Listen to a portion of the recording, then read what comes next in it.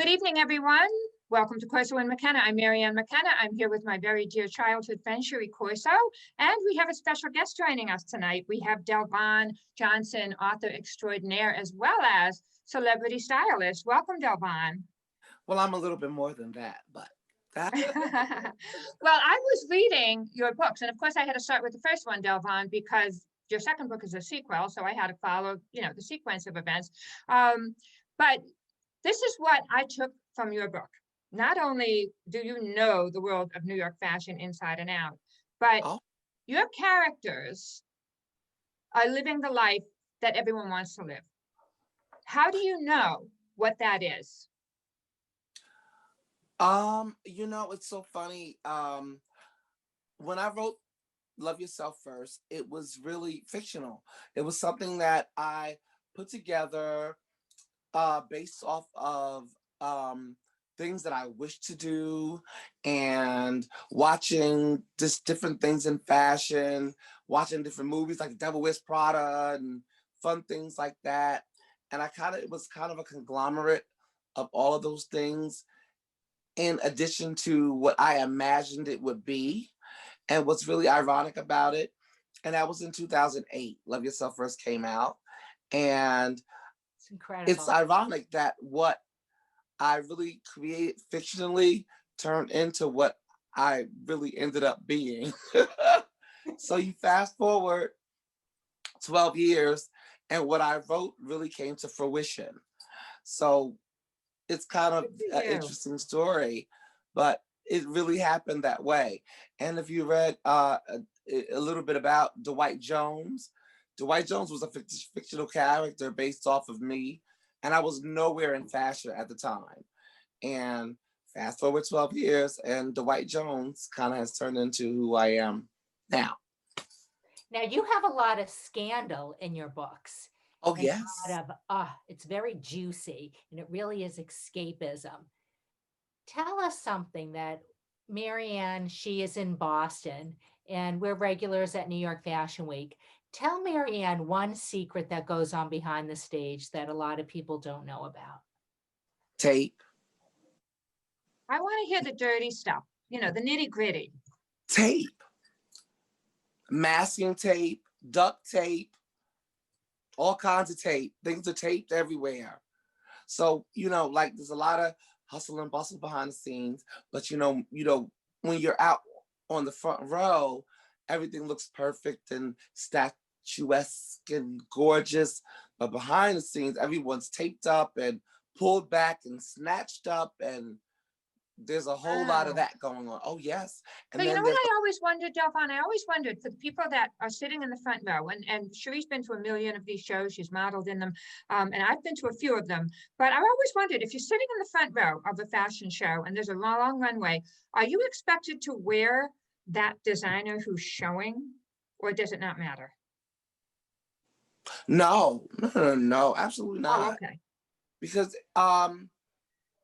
usually for Fashion Week, first of all, the show is every bit of probably 10 minutes, depending upon what you're doing. Because there's, right now there's a variety of things going on.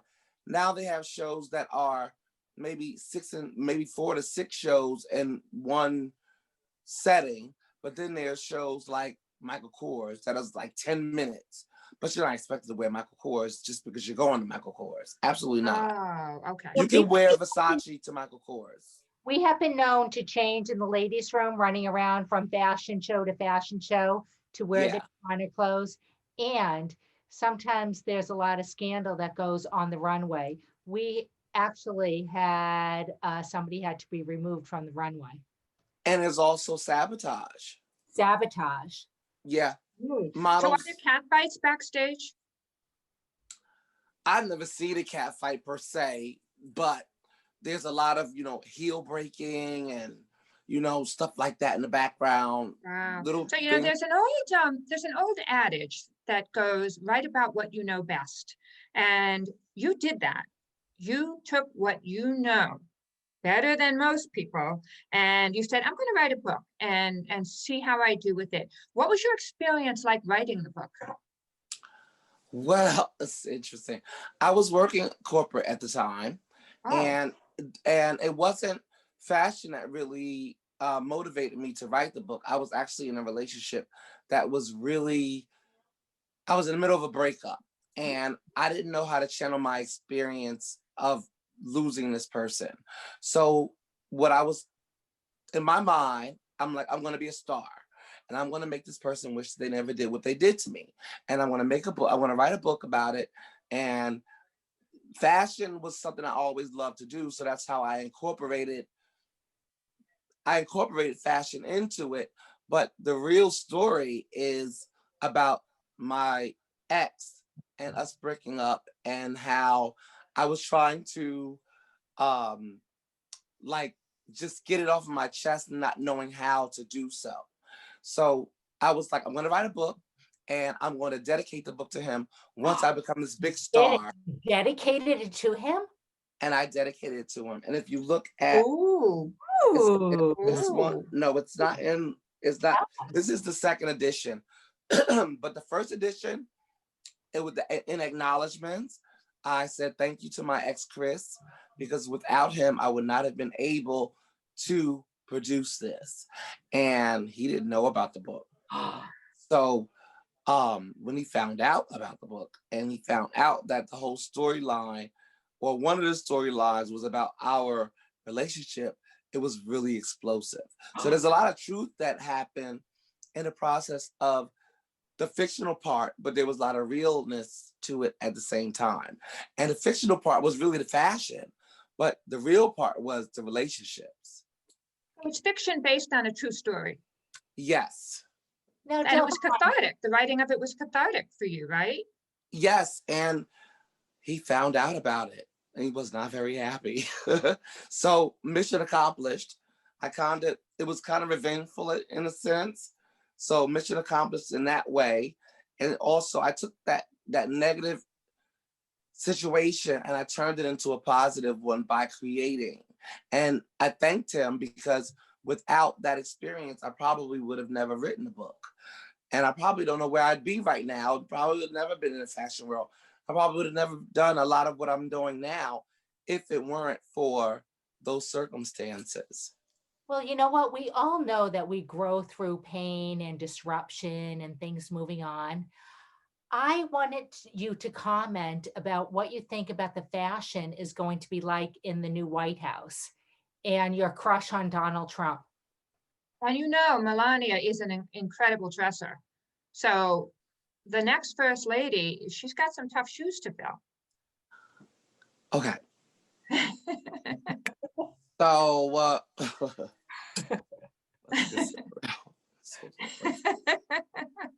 waiting for my husband to bring me in a glass of wine. Honey, hurry. so, okay. So I read Stephanie Murkowski's book, Me and Melania. And there's a lot of stuff that was going on in the background with Melania Trump and her fashion. First of all, Donald Trump was the one that introduced her to Anna Wintour. Aren't you attracted to Donald Trump? Let our audience know. No, Cherie, you're attracted to Donald Trump. We have this fight all the time. Okay. And Cherie is a diehard Republican that is completely enthralled with Donald Trump. Marianne, what do you think of Donald Trump? I thought we weren't going to make this show political. Well, we do have to tell you, Delvon, 4 years ago, in the interest of completely full disclosure, Cherie and I worked at Trump Tower on his campaign. So I've heard. I've been there for lunch. To have lunch with. The building is very old and outdated. No shade.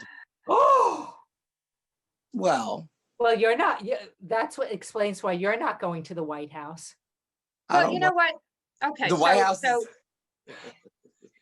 But we're also, as far as fashion goes, we're moving into the post-COVID world, not just, who's going to be in the White House and what's fashion going to look like there, but what's fashion going to look like post-COVID, when people finally feel free to just go out and hug and kiss each other and go to bars and do what we want to do. Will it look different from our normal spring fashion line? That's a good question. And as I was telling Cherie, before yesterday, 2020, there has just been no fashion. Honestly, everything has been wear a mask, wash your hands, socially distance. Um, you guys can't see my background, but I have tons of shoes and bags and just, I'm a fashionista to the core. And this year I've been in Uggs, flip-flops, tank tops, and sweats the entire year. Yeah. And me, black leggings. Yeah. It's the entire year. So when people ask, like, what is the fashion now? There really is none. Like, even Vogue is asking the same question. The most you can do in terms of being fashionable at this point is wear a mask that's fashionable. And even that's a feat to find. Delvon, I don't want to have to match my mask to my dress. Me either. And that's why I don't like going out. I didn't do fashion this year. I was totally not interested because I like this fashion. This is what I like. I like to be, Cherie knows, I like to. Fabulous. Exactly. And a mask is not fabulous. No, it's not. And you know what? What about lipstick? I haven't worn lipstick in a year. You know why would I? You have to wear a mask everywhere. Cherie mentioned yesterday, she said that it gives you an opportunity to look at people's eyes. And I'm like, look, I'm just trying to get to where I have to go. I'm not looking at anyone's eyes. I'm just rushing to my car. I'm rushing back this way. Like, I had no time to be gazing in anyone's eyes. So. What about colors? What kind of colors are we going to see? Are they going to be muted? Are they going to be bright? What are we going to see this spring? I think I hear neon is supposed to be the thing for the next season.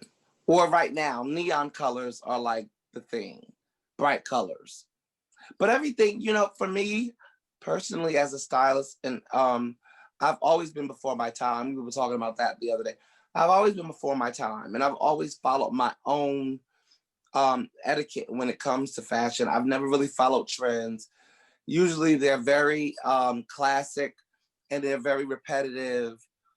Like, for example, leopard in the fall, pastels in the spring. It's usually the same kind of gambit every season. So I always kind of find my own way, and I'm always ahead of the game. And the next thing I know, what I'm doing, other people are doing. I don't know why, I don't know how. I don't like pick up a Vogue magazine and say, oh, that's what I'm gonna do. Like, for example, Cherie and I were watching the Christmas spectacular, and the guy had on like a really beautiful camel jacket, which I love camel. It was really nice. And he had these green gloves on. I swore they were leather green gloves, and they looked so good against the camel. So I'm like, okay, I've got to go find some some olive green gloves, only to find out that it was like an actor that played the Grinch Who Stole Christmas, and his hands were fur. They weren't gloves, they were the Grinch that stole Christmas hands. But however, little paws. They're great. Yes. They're great. However, it looked good. So now I'm looking for olive green gloves to go with my Delvon, I have a question for you. Sure. Hypothetically, you're a stylist. Your nightmare client walks in the door. What is she like, or what is he like? Do they have to, like, can they be heavy? Can they be short? Do they have to look like a model? What kind of attitude do they have? Who is your nightmare client? They can be anything. It's all about the client. What I like to do, and I haven't styled in a while, and I'll tell you why. People don't like to pay. And styling is the job. Okay, you gotta get to the designers. You gotta talk to the designers. You gotta fit people. You gotta get the right outfits. You have to take the initiative, and you have to take the responsibility of the clothing to the client. Then once they get the clothes, you got to get the clothes on them. They have to wear them. You have to have it dry clean. You have to take it back. You have to make sure that the clothes are intact and everything. It's a huge It sounds fun, it sounds great, it sounds fabulous, but it's a job. And a lot of people don't like to pay, especially celebrities. So that being said, a lot of times as a stylist, when I did style, I like to talk to the client. I want to know what their comfort levels are before I do anything. You know, some people don't like tight. Some people want to, some people are heavy set. It depends on their frame. It depends on, what makes them feel comfortable. It's all about that for me. It's not me going in and saying, oh, this will look great on you. It's not about me. It's about how they feel and what they feel comfortable in. So, Now, come on, we weren't talking the other night about Vogue going with the curvy models. And okay. what do you really think about that? Do you really think a curvy model shows a designer clothes the right way? Well, in this day and age, yes, because there are designers out there that make clothes for curvy models. In fact, Yvonne, who's my business partner, we were talking about that today on our show. There's a new website that makes clothes, and like let's just say this jacket. You like this jacket? You look fab. Thank you. So this particular website, which I wouldn't name it if I knew it, because then I would be giving them publicity. But this particular website would make this jacket in my size, might be a 2 or a 4, and they make it all the way up to 40. So 40. yes. How much does a size 40 woman weigh or man? I have no idea. It depends. There's different dimensions. They might have big boobs. They might have small boobs. They might be wide. They might be. It just depends. They might be 8 feet tall. Who knows? But I say all that to say, this particular website, they'll make clothing like your jacket or my jacket or any particular design. They'll make it for a 0 to a 40. So it's really not all about the size anymore. It's really about what you like. And Come on, let's be honest. You're beating around the bush here. Come on. I want to know. I want to know what it's like to deal with a woman who's a complete bitch. Yes. A complete bitch. Yes. It's difficult. So we know you had your dealings with Wendy Williams. Oh, well, not styling, but I've had complete bitches. How do you do it? How do you make the client?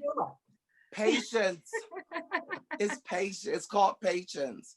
And, you have to just smile and you do your best. And you just like with anything, you do your best to please the client. And in fact, I had a celebrity client who was on VH1 and I had to dress her for. What's her name? Nope, I can't do names. But she was a celebrity client and a friend. And are you honest, Delvon? If a woman says, does this make my ass look big? Do you actually say, yeah, it does? Oh, yes, I'll be honest. Absolutely. I'm honest. I'm not gonna say, oh, you look fab or you don't, because that's a reflection on me. So you absolutely. You take your work very seriously, don't you? Huh? You take your work very seriously. No, I do when it comes to clothes. When it comes to dressing someone else, yes. Because I got bad reviews before.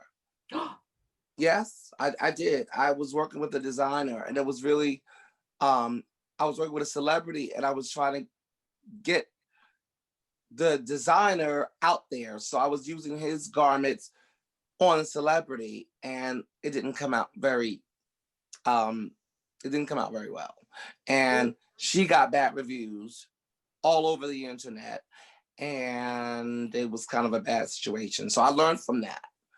And the moral of that story is not to just go with the designer because you're trying to give him accolades. You want to go with what the client looks good in. So that's a learning experience. Have you ever dealt with a celebrity and they just really abused you and you walked out on them? No, because usually, like I said, I'll sit down. I always sit down. I want to know who you are. I want to know you. I want to know who Cherie Corso is. I want to know what she likes. I'm never going to put you in anything that's going to make you feel uncomfortable. Even though if I say, oh my God, you look phenomenal in this. And there are times when I probably told you that. And you'll be Well, like, I have to say, in full disclosure, I think I was the oldest bridesmaid ever, but when I was in Marianne's wedding, Delvon helped style me. And he loved the black gloves. yes, yes, That yes. black tie wedding, and of course, Cherie stood out in the whole bridal was party your because wedding? that's Cherie. It was her wedding, yes. Oh my goodness. And when we did the FaceTime thing, Yes. right? Yeah. Yeah, That yeah. was, yeah. But Um, Devlon, I wanna get back to your book. I know that you wrote a second book called Mirror Mirror. Yeah. Do you have a copy of that? Where can that be purchased? Barnes and Noble, everywhere. Barnes and Nobles, Amazon. You can get it on Kindle. You know, all the downloads and all that. So what kind of feedback have you gotten from the fashion world on what you wrote in your book? Even though it's fiction, it's based on some true stuff that may or may not have occurred. So what are people saying about it? People love my writing, and I'll tell you why. And because I do I don't just write books, but I also do other stuff like column work, and I cover Fashion Week and stuff like that, and column, gossip stuff. And I've done a variety. I've done some script writing, just a variety of different things. But people love my writing, and because it's fun, and I have a formula. And once you come up with a formula, you never let that formula go. So Nancy Drew was one of my formulas. As a kid, whenever there was a chapter ending in Nancy Drew, something exciting happened. And so that always stuck with me. Something exciting happening at the end of a chapter. So that stuck with me. And then there was Waiting to Exhale, which is a book that was written by Terry McMillan. And in her book, every chapter there was a different character. So there were 4 characters. You had Bernadine, chapter 1. You had Robin, chapter 2. You had Which one is Savannah. Cherie based on? Which character is Cherie? I don't think I've made it in there yet. Cherie hasn't made it into in the trilogy, in the third book. I think you Sorry, put Del. Marianne in there too. But you know what's funny? When I first started writing, I never stopped. So I had 4 books written by 2013. They've all been written already. I'm just editing at this point, because I knew that the doors were going to open, other things were going to happen. So all of my books, like the 3rd book right now, is called Invisible Rain. Invisible Rain was written in 2011. I'm just editing it and bringing it up to date. So Cherie might be in it, because I can edit her in. This is how Donald Trump is in it. Oh, I know. Yeah, he's in it. Yeah, he has to be. No, you can't quit him. Well, there has to, in order to make things relevant, because there are some political things that are going on in the book, but it couldn't be Obama because that was back then. So I had to update it. There was no Uber back then, so I had to put Uber in it. It was different. There's different things that were in the book that I had to bring to 2020. Now, Delvon, Marianne and I are 2 Catholic school girls. And if somebody did something to us, this is how we give them shade. And we go on with it. Oh, that's not shade. Is that how you give shade? We just... No. Well, we're actually running out of time, but I really wanted to mention your books one more time. I loved the first one, loved the second one even more. So did you read them already? If you love fashion and you love the New York City life, you've got to read this book. It's incredible. This Mirror Mirror by Delvon Johnson is a fabulous book. You can purchase it at Barnes and Nobles. Barnes and Nobles, Amazon. It's Kindle. You can download it. In fact, you can read a lot of it for free on on your downloads. And then once you start reading, and in fact, tonight I'm doing something called Delvon After Dark. Delvon has a new TV show that he's going for. Yes, and it's called Delvon After Dark, is going to be on Instagram at Fabulous Book, and I'll be reading one chapter of Love Yourself First every week. So I'm doing a special edition tonight. And since I was like, I'm all dressed and I'm all done, why not do it? Right, So I'm going right. to do one chapter tonight. And every week I'll do a chapter.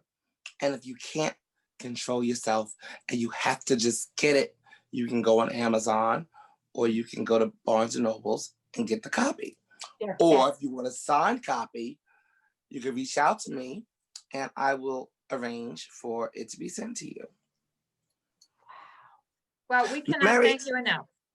I really wanted to talk to you about politics. I heard you are a little spitfire. And I did want to have see, that's the shade. She has the shade. And we'd love to maybe in the spring have you back on the show to Would tell us love a that. little bit about what you're seeing on the streets in the fashion world. Yes, hopefully there will be one. Well, you guys can toast. Broadway. My husband never brought my glass of wine, so you guys are going to have to toast. Yes, All right, cheers. cheers. We Love love Bye, you everybody. guys. Thanks for Love you. having me. Bye.